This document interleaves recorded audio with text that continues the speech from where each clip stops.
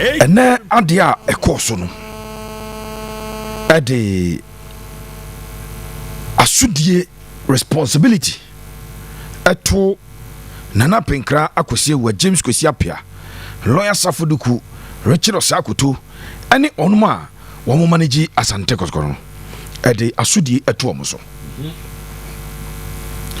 yekonyina enkomodie no mu no Nana Penkra akosie wa eka we dia Nana Penkra ne kayo so last season opemso eyi sika 4.5 million cedis ahead of the season. Yeah, Baba season as no more back no anko ye. And we from no Ghana sika 4.5 million Ghana cedis. And count to 45 billion. Sir, wamunye no mo fanye recruitment. Ebjapani. Mene Nana Penkra akosie wane management edin komo kakra e wo nyansapo yi so.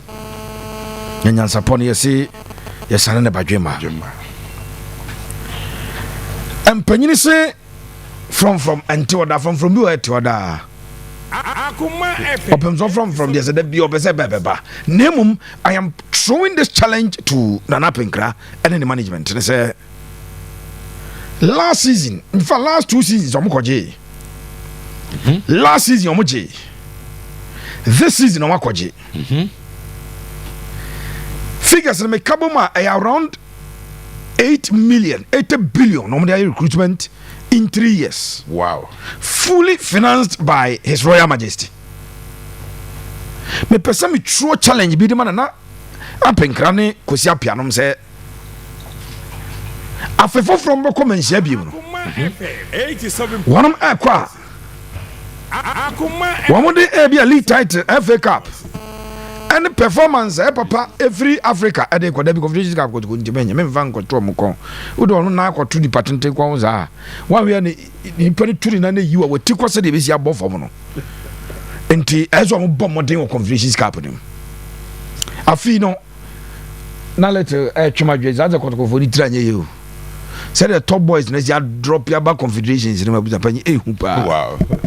There were about 5 giants of African game no munyina confederation no mo qualify eti ko be share bi opa e be yere ai o be share bi opa but eso wo bom modern na omutimi ewura manhia with a certain business sources apart from on the field no dey makacho say buzapanyi anya negotiable. Yes. And na me hwa ni je na woman hia ahemfo atena se na ohene baako eka chem se e mon ka chem panyifo no sa fonde na has chance still yente ye mon ka nchiro mon ka chom se da yakoma so pa akoma e pesi ate 7.9 me hwa the euphoria a chance Kotoko anye trophy avia buza pe nanka nya zam ka kire ze nkebe complete failure. Yes. Kama Kotoko Nana Penkra me amena na Penkra man 4.5 over 10 4.5 buza pe yin enti what this trophy ayene say Kotoko now would have to fight more on the field of play to get more trophies, but they would have to add business sources, and I'm going to explain the business sources to you. Nice one. Ayen support ya chichere na mpanyina asane na badwemba. Nice one. On the field of play, the obi him said next season Kotoko must win the league. FA Cup to Kotoko eko na nka double ni kura omo. No omo wi a Kotoko no asan so akopre our Africa nim akobo modern dia. But no on the field. Off the field, me say I am talking about business sources. They must report a certain streak of successes in terms of the business aspect of the football club they are running. Nanka bia Sante Kotoko opemso obi no. Nana Penkra at the budget akono masaka na we dey ohene nke ye be recruitment there. Na your budget for recruitment there 3 million. Nemum, we have been able to generate 8 million.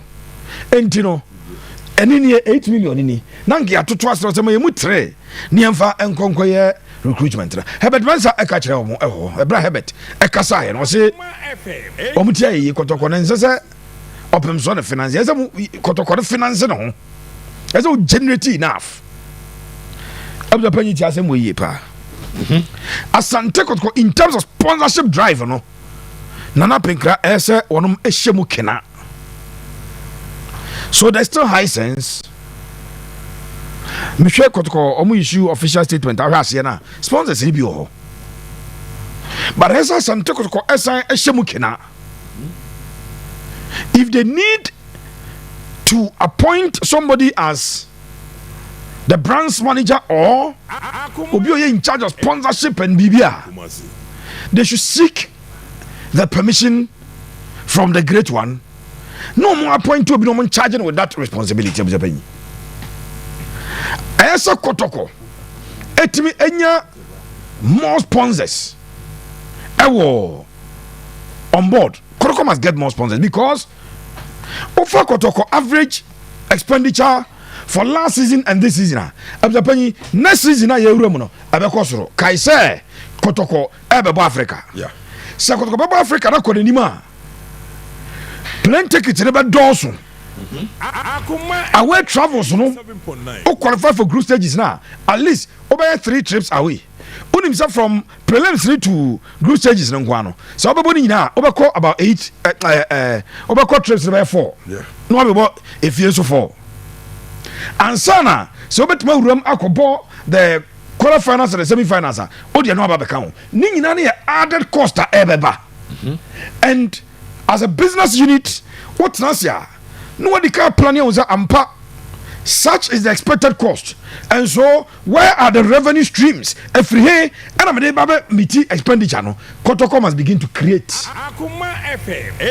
Nana Pinkra must begin to create James Kosia Pianom it may not necessarily fall within their purview there be am catch say we ase untimi nya bibia you cannot be the master of all fields zabu be bia there be you are not God and nunti if they will need extra hands Kosia Pia air sporting work no Nana Pinkra check adwuma no providing leadership no if they will need people who have the expertise and even if those people it will come with certain percentage going to them Asante Kotoko must activate that thing from now. Fantastic. Me no ka say ensasa ya dema Asante Kotoko so mbenya company bia one na supply Asante Kotoko ensuo ya team ne be no nsuo na Kotoko huge platform no womo dia bon dawuru ensasa ya den get a smiling proposal one proposal na da wana sreni bi no trona da wana me trobrofo bi me am to me sade na chi sam sa hwebrofo nsana na sre hwem nam me sre hwe no ta asem ne ba tropa talk am so for nam na da am bezim disofo nice one se nyankopon e ka so de check ba pa yensan a mama nyame hu so check am so me wo pen mesama enyame yembe chire bu japan hwe aho chire na nipa na mu sabre ro ya besama wa ka o de fato cheasa enti we need Asante Kotoko to be able to get those things say Kotoko oko training grounds Kotoko match day no ye wo bia na nsuo no wa ka bia beton nsuo baba yare bia no sanya san nsuo no bia untimi mfa nwura mu so that if that monopoly is extended to the one sponsoring Asante Kotoko so the one sponsor Kotoko ma Kotoko nsuo no one sika tato no one pe ne ton nsuo e wada ko yaache one pe ne ton nsuo Kotoko gathering official gathering ase now what sort be every also Asante Kotoko iba betu kwan you can strike an agreement with a travel and tour agency no abada no sponsor bia ticketing no on timi mfani nyina but na bia wa ma certain discount because also o man mileage Kotoko na so abusua so papa enti anka arrangement ni nyina beko akosi $100,000 but no what be 70 na 30,000 in sponsorship no what take no so then enyoma ekonenim I think that Nana Pinkra Kosiewa and then Mpanyifo must begin to look at that angle. It is an area they have not exploited so well. If it's almost 2 years in now me catch it out. Will be okwa dakoja chebiano and no do dakoja. Your eye will see that something is going on and you give credit to the management. anya za eti adako ja chu se bibi koso playing body equal trophyless last season we wo match baako there is a certain improvement. Kotoko first title in 3 years. 3 years ni Kotoko first title ni o. Enti at least a year. But in terms of business wise, in terms of sponsorship, in terms of sanyo mano, now they be room. Na ye koye ni mtodi amesere na penkra. Se ekwan bi abefa so mbetumi anya experts. Sometimes you may not necessarily even have to appoint the people as Kotoko manager members of Japan. Ubetumi advertise it formally or informally. So we'll be able to the sponsorship Asante Kotoko. If the amount is between 1 million and 5 million Ghana cedis, this percentage goes to you. If it is between 5 million and 10 million, this percentage goes to you. Because there are marketers around, there are people around, there are business people, more links. No more shasi room, no more ding komo, or chenabino, no sponsorship. No diaba, no agenda kakrawa. Problem be in him. It is something he must watch. Richard Pepe Suarez. Adio we treatia na koye nyansa poidie. Ma me brand kakran so na memfa enwie e yanko. So say me tan aka asem bi kire say ya na metati bi muzo Kotoko. Ye were 20 million supporters. Because if you do the rate of population growth, Naka at the timer, Mr. Bedmansaka said about 7 million supporters now. The exponential growth should take you to say number 15 to 18 million supporters. But there's a scheme Kotoko can use to generate money. They don't need even 1 million supporters because you don't get. Okay. Because the nipa 1 million, Emma Tromudima register, and I don't know a MPP for. One database in your nipa work card on your MPP for no, and no 300,000 was happening. By a tour about the Biaman and 4.5 million. What was one more Mukro card in Libya? I know Crow Mori or Munya. We have a 4.something million. And to a moment, dear dancers, some crack a dance, dear car, why MPP in and really pat 300,000. Memoir. And no, I buy it to me my appointment, dear must call us to be a grab. And to Kotoko, you don't even need to target 1 million supporters registered. Don't target it. Okay. Are you over ambitious? Yanya mathematics get to be. Boa me hapa anti pacho for calculator na yankoye ni msisi na yanya za mathematics yo bujapenyi. Senipa 100,000 supporters register. Akuma FM 87. Na 100,000 supporters no. Afi bia wo bia 200 Ghana cedis. E ma Asante Kotoko. Abujapenyi. Kotoko. Sikali boni say ya na asem na yesimpo amame. Kotoko benya 20 million Ghana cedis. Kotoko opem so ma omo ti asem ni yenkomo ne yedie. Omo 4.5 million Ghana cedis 45 billion. Sa Asante Kotoko enya 100,000 supporters.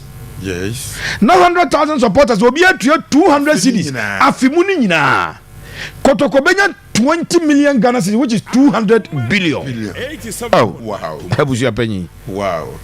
200 billion afimuni nyina e deals nko a eno kra na for average o me ba be checha se no a kire o yie pa we expand this Game process in my. bia my sponsorship money my Kotoko na nia bre youth team to beton players young players ajeje 300 400 $500,000 and my way how much you know you are starting your season with. Wow.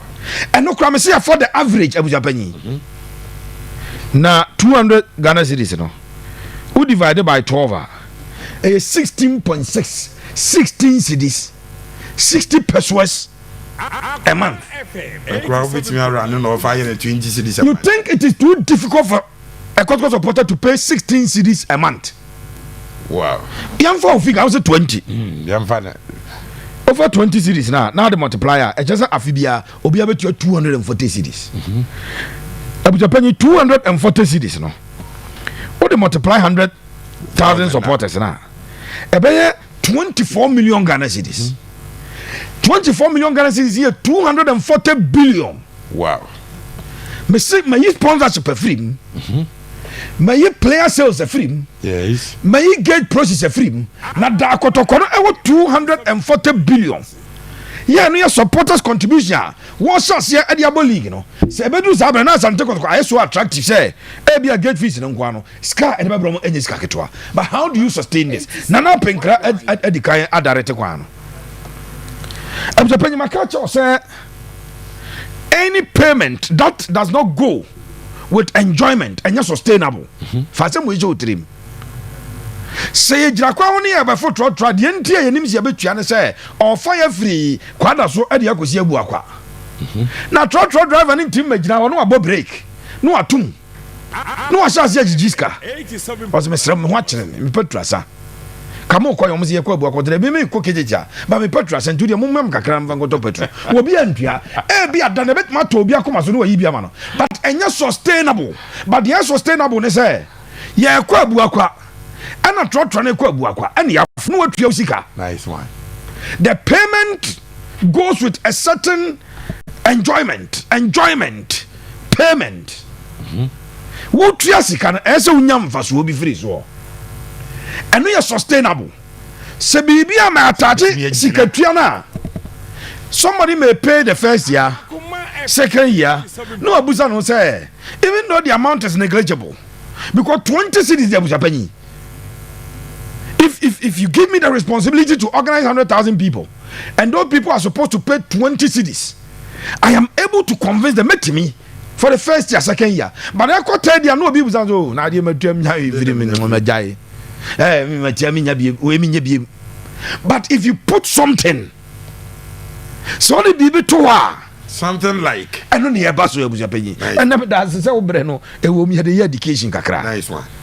the chance say na penkra kwesi ewu ase fabu census no eno na ochina se ye koyi Asante Kotoko supporters mpanyi na registered members no ene beto aba na ebuja penyi one walk Kotoko card ya fabu census no woso no wona akoto aba am ye Asante Kotoko penyi no say the structure is that see a to about Asante region ya to yi minua Alexander Manui a circles of one no makushia no matter aba nya sanity ya koto national circles council the various regional circles councils no ma yi nipa no makushia no makoto anya sanity na penkra se debi and abuso panyi we one way you will begin to attract people say onim say 7.9 Kumasi adana me ye example bi kire o say time na me ye active politics no edru say ye be call primaries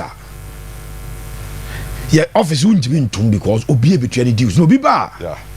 say primaries the end 4 years to obi why you call the last primaries ni we no ntua deals na ye mra ne say a member obetima to abani bi must be a member in good standing what you say a member in good standing and then clauses like same a member in good standing you obi a what tria ni deals nyina up to date First class. No. to mo buy abuza panyi no mo betua ni nyina bom That is o mo buy no mo betua ni nyina bom se minim say ye yi Kotoko supporters mpanyifo ye yi Asante Kotoko some positions ya subscribe to fabu census ye ne ekoto aba na ene ye da bia na metua misika de se be ya edruzi ye to aba na I'll be eligible to vote we kwan ba ko a se na penka mo fa so no mo rezi sika na nim se ya kan se ka fabu census no erezi 40 billion se ka na no ngianko openzo anko 45 billion nanu yo makoji 15 billion se fabu census na sa raise another 40 billion asa giango wo mo ba for from 25 no se fabu census enti this is a model that you are going to use now if the model becomes successful if the model becomes sustainable abjapanu ye beye the beye ne say afedie you will be able to take a certain responsibility off the shoulders of Menshia without necessarily taking the authority from Menshia. You can't. But you take that responsibility. After your supporters now, one contribute to about 240 billion a month. A year, a season. No. After there, who Baba Chicha supporters in Japan? Who be your platinum members? Who be your gold members? Who be your silver? Who be your bronze? Platinum for the bill or munsem. You change at the end is free. Omo the end says omo tua 20 omo tua 2,000 a year. Why a platinum? gold for no my 1,500 silver for no omo betua 1,000 bronze for no entua 500 not the ordinary floor members no yentua 240 ya butua de bae ya afedi Kotoko sika no be free be 240 billion na akogina about 500 billion cedis at the start of the season. Wow. We are something that Nana Pekra Kosiewa, James Kosiapia, and your Asante company for me I consider. Naomi the son and I saw here. I'm a circumstance as said here. You're the Fabu sons or so. And about Twaban a yim penny for them. See, they are no Twabano, Eddie and penny for now. And a penny, a bebois, ama and yoma, Akui papa, Eddie, ama, one ma, one ability Asante Kotoko. So, apart from the sporting aspect, the footballing side, and I think the business side. Na omuru ezisika. Na fedie Kotoko no kra no nka ye kan. Na nke ko yi. Na penka kasa city ohene ye baya. Ye betua royalties. Juma na de man ya yanya mfaso ama ye de royalties. Ne ye baya no ye kura 5 million Ghana cedis. Eno ye de aba. Na nka busu penyi gade de chewe. What the trophy esi ho, e the trophy esi ho, e the royalties abeto ho. Senke no ano no. I think that we can get there, but enye easy journey. But if you start, no 2 1 more. Ubetimi edu ho dako. Richardo Pepe Suarez ena ne yira opem so ehwe egu no so nti ode ye nyina ya fasa education na yakayem pitches